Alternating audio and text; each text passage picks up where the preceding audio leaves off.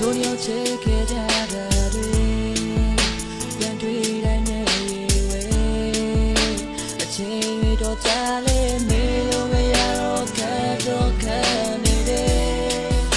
လက်ထပ်ကိုရည်သူထားပြီးမေရဲ့ဘဝတော့စဉ်းစားပေးမယ်ပျော်ရွှင်နေတဲ့မေရဲ့အနာဂတ်တစ်ခုတည်းမေပြလိုက်လို့မရ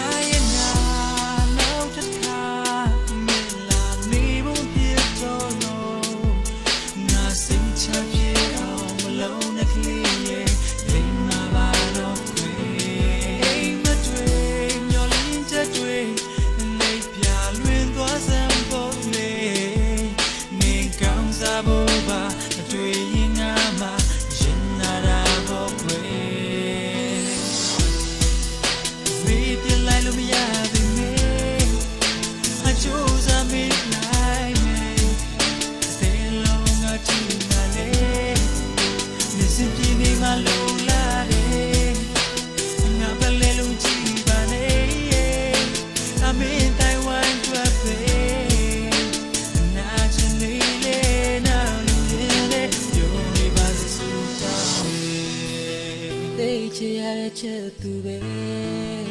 ဘယ်ဆုံးလို့နိုင်ပါမလဲ